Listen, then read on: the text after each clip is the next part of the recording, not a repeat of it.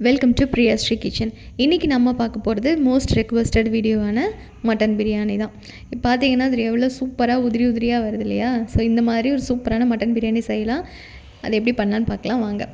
இப்போது நான் சீரக சம்பா அரிசி தான் எடுத்துருக்கிறேன். அந்த சீரக சம்பா அரிசி இந்த டம்ளரில் 2 டம்ளருக்கு எடுத்துருக்கிறேன். ஸோ ஜென்ரலாகவே சீரக சம்பா அரிசிக்கு நீங்கள் 1 டம்ளருக்கு நீங்கள் எதில் எடுத்தாலும் சரி 1க்கு 2 பங்கு தண்ணி நீங்கள் வந்து ஓப்பனில் வச்சு குக் பண்ணுறீங்க அப்படின்னா, இது குக்கரில் பண்ணுறீங்க அப்படின்னா 1க்கு 1.25 வைக்கணும். சரியா? இதுதான் அளவு. இந்த அளவை வந்து நீங்கள் எப்போவும் ஞாபகத்தில் வச்சுக்கோங்க. குக்கர்னால் 1க்கு 1.25 பங்குக்கு தண்ணி வைக்கணும். இது நீங்கள் ஓப்பனில் வைக்கிறீங்க, ஓப்பன் பாட்டில் வைக்கிறீங்க அப்படின்னா 1க்கு 2 மடங்கு தண்ணி வைக்கணும். சரியா? இப்போது இதை நல்லா வாஷ் பண்ணிவிட்டு நம்ம 1 டம்ளர் தண்ணி ஊற்றி ஊற வச்சிடலாம். ஒரு அரை மணி நேரத்துக்கு இந்த அரிசி ஊறட்டும். அதாவது நீங்கள் பிரியாணி செய்ய ஆரம்பிக்கிறதுக்கு முன்னாடி அரிசியை ஊற வச்சிட்டிங்கன்னா கரெக்டாக இருக்கும் நீங்கள் பிரியாணி செய்யும்போது அது யூஸ் பண்ணுறதுக்கு.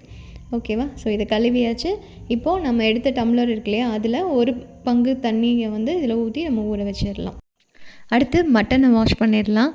ஸோ நான் இங்கே வந்து 1/2 கிலோ அரிசி தான் வந்திருக்கோம். அது 1/2 கிலோவுக்கு 1/2 கிலோ அரிசி எடுத்துருக்கிறேன். ஸோ 1/2 கிலோ மட்டன், 1/2 கிலோ அரிசி. இப்போ நீங்கள் 1 கிலோவுக்கு செய்கிறீங்க அப்படின்னா 1 கிலோ மட்டன் எடுத்துக்கோங்க.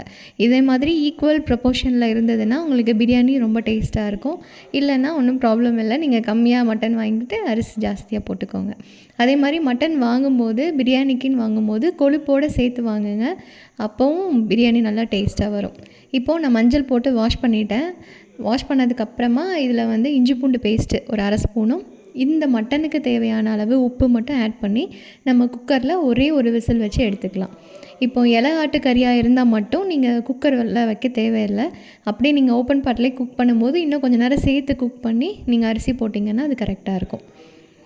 ஓகே, அதே மாதிரி மஞ்சளும் இதில் அதிகமாக போட வேண்டாம், ஏன்னா பிரியாணி கலர் மாறிடும். அதனால் நீங்கள் வாஷ் பண்ணும்போது போடுறீங்க இல்லையா, அந்த மஞ்சளே போதும். அதுக்கு மேலே மஞ்சள் தேவையில்லை. சரிங்களா? அடுப்பில் பிரியாணி பாட் வைக்கிறதுக்கு முன்னாடி தேவையான விஷயங்களை ரெடி பண்ணி வச்சுக்கலாம். ஒரு 2 பெரிய வெங்காயத்தை இந்த மாதிரி கட் பண்ணி பேஸ்ட்டாக அரைச்சி எடுத்து வச்சுக்கோங்க. அடுத்து பெரிய வெங்காயத்தை ஸ்லைஸ் பண்ணிக்கலாம். நான் சின்ன வெங்காயமாக இருக்கிறதுனால அது நான் 3 எடுத்துருக்கிறேன். நீங்கள் பெரிய வெங்காயமாக இருந்ததுன்னா 2 போதும், மீடியம் சைஸ்னால் கூட 2 போதும். அதனால் அதை நல்லா ஃபைனாக ஸ்லைஸ் பண்ணி எடுத்து வச்சுக்கோங்க. அடுத்து தக்காளி சின்ன சைஸாக இருக்கிறதுனால நான் 4 எடுத்துருக்கிறேன். இதே மீடியம் சைஸ் தக்காளியாக இருந்ததுன்னா 3 போதும். இதை நம்ம இப்போ அரைச்சி பேஸ்ட்டாக எடுத்து வச்சுக்கலாம். அடுத்து என்னோடய மட்டன் பிரியாணிக்கு கலரும் ஃப்ளேவரும் கொடுக்குறது இந்த ப்ராசஸ் தான். ஒரு கைப்பிடி நிறையா புதினா எடுத்துக்கோங்க. அதை க்ளீன் பண்ணி மிக்சியில் ஜாரில் சேர்த்துக்கோங்க. அதே மாதிரி அதில் பாதி அளவு கொத்தமல்லி இலை அதையும் வாஷ் பண்ணி சேர்த்துக்கோங்க. அதுக்கப்புறம் கை நிறைய பச்சை மிளகா, உங்கள் காரத்துக்கு ஏற்ற மாதிரி நீங்கள் பச்சை மிளகா யூஸ் பண்ணிக்கோங்க. இதில் மேக்ஸிமம் காரம் அப்படிங்கிறது இந்த பச்சை மிளகா தான். அதுக்கப்புறமா ஒரு 1/2 லெமன், அதையும் நம்ம ஸ்க்வீஸ் பண்ணி எடுத்து வச்சுக்கலாம். நீங்கள் லெமன் சேர்க்கும்போது உங்களுக்கு அந்த கலர் மாறவே மாறாது, இதே மாதிரி க்ரீனிஷாகவே இருக்கும். ரொம்ப ஃபைனாக அரைக்க வேண்டாம், இந்த மாதிரி கொரன்னு அரைச்சி தனியாக எடுத்து வச்சுக்கோங்க. ஞாபகத்தில் வச்சுக்கோங்க, நீங்கள் அரிசியோட அளவு அதிகப்படுத்துகிறீங்க அப்படின்னா இங்கே புதினா, மல்லி, பச்சை மிளகா இதோட அளவையும் நீங்கள் அதிகப்படுத்தணும். அப்போந்தான் உங்களோட பிரியாணி கலராகவும் இருக்கும், டேஸ்ட்டாகவும் இருக்கும். இப்போது பிரியாணி பண்ண ஆரம்பிச்சிடலாம். இங்கே நான் இஞ்சி பூண்டு பேஸ்ட்டை பற்றி எதுவும் சொல்லலை, என்கிட்ட ஆல்ரெடி இருக்குங்கிறதுனால. இல்லைனா நீங்கள் அதையும் அரைச்சி ரெடியாக எடுத்து வச்சுக்கோங்க. இப்போது இந்த பாட்டில் தேவையான அளவு எண்ணெயும் நெய்யும் சேர்த்துக்கலாம். ஜென்ரலாக நான் வந்து கடலை எண்ணெயும் தேங்காய் எண்ணெய் அதுக்கப்புறமா நெய் இந்த 3ம் சேர்ப்பேன். சரியா? இப்போது நான் ஃபஸ்ட்டு போட்டது சாஜீரா அப்படின்னு சொல்லுவாங்க, அதுக்கப்புறம் நம்ம அரைச்ச பிரியாணி மசாலா, அது ஒன்றே போதும், வேறு எதுவுமே தேவை கிடையாது. அதுவும் கொஞ்சம் லைட்டாக எண்ணெயில் வதங்கின உடனே வெங்காயத்தை போட்டு வெங்காயத்தையும் நல்லா ஃப்ரை பண்ணணும்.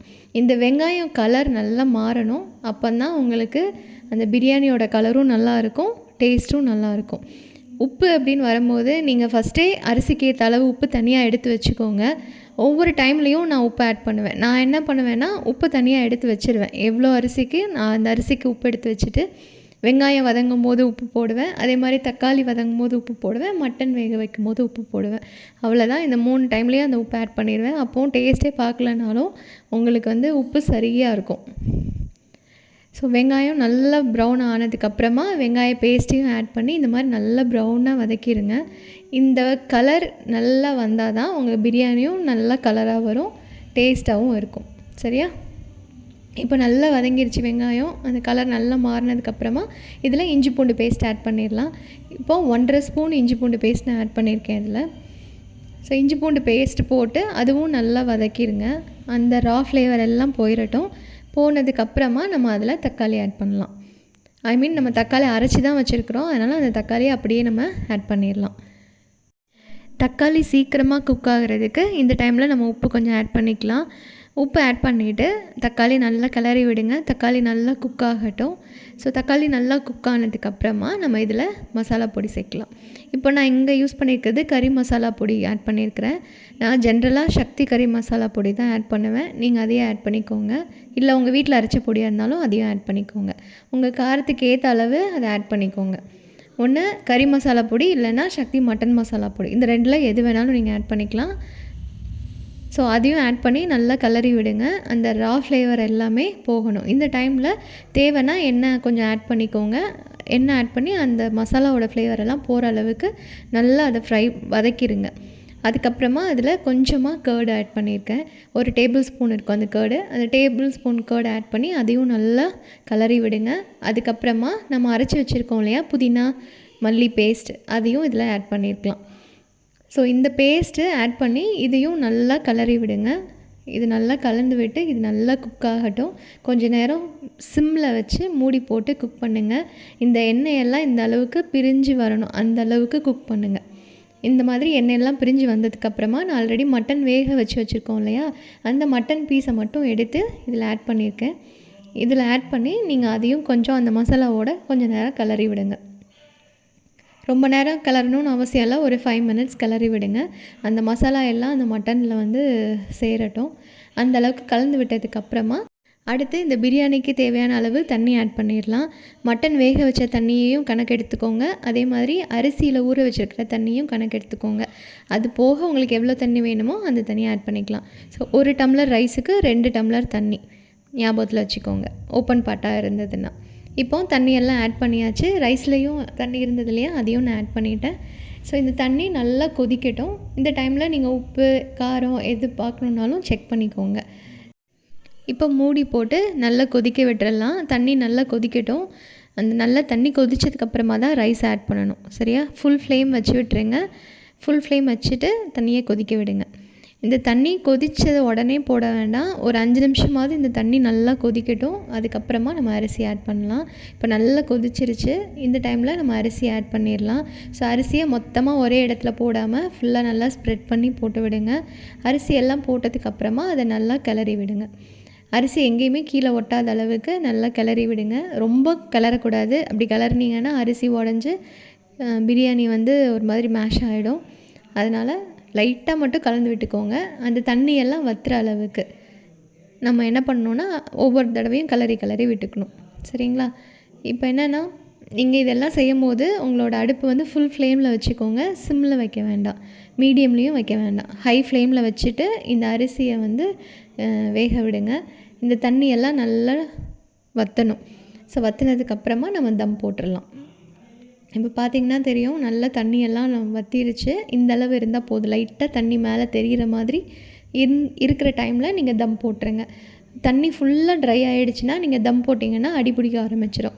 அதனால் லைட்டாக தண்ணி இருக்கணும், ஆனால் நிறைய தண்ணி இருக்கக்கூடாது. அதை பார்த்துக்கோங்க.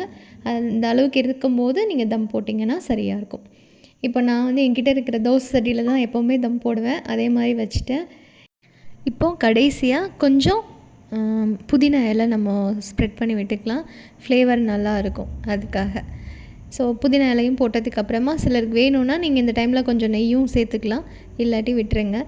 இப்போ நம்ம கவர் பண்ணி இதுக்கு மேலே என்னெல்லாம் உங்கள்கிட்ட வெயிட்டான திங்ஸ் இருக்கோ அதெல்லாம் நீங்கள் வச்சுருங்க. உங்கள்கிட்ட வெயிட்டானது எதுவுமே இல்லை அப்படின்னா குக்கரில் ஃபுல்லாக தண்ணி நிரப்பி அதை தூக்கி வச்சிங்கனாலே போதும். நல்ல வெயிட்டாக தான் இருக்கும். என்கிட்ட இருக்கிற எல்லா வெயிட்டையும் தூக்கி மேலே வச்சுட்டேன். அப்போ தான் உங்களுக்கு சைடில் இருந்து எந்த இதுவும் வராது. ஸோ நல்லா குக் ஆகிடும். ஒரு 20 மினிட்ஸ்க்கு இதை அப்படியே விட்டுருங்க. அடுப்பு சிம்மில் வச்சு விட்டுருங்க, ஓகேவா? ஸோ 20 மினிட்ஸ்க்கு அப்புறம் நீங்கள் இந்த தம்மை உடச்சி பார்த்தீங்கன்னா இந்த மாதிரி சூப்பரான பிரியாணி ரெடியாக இருக்கும். பார்த்திங்கனாலே தெரியும் எவ்வளோ உதிரியாக இருக்குதுன்னு. அதே மாதிரி ட்ரையாகவும் இருக்காது, சாப்பிட்றதுக்கு சூப்பராக இருக்கும். என்னோடய ரெசிபி பிடிச்சிருந்ததுன்னா உங்கள் ஃப்ரெண்ட்ஸ் அண்ட் ஃபேமிலிக்கு இதை ஷேர் பண்ணுங்கள் அண்ட் என்னோடய சேனலை சப்ஸ்கிரைப் பண்ணி வச்சுக்கோங்க.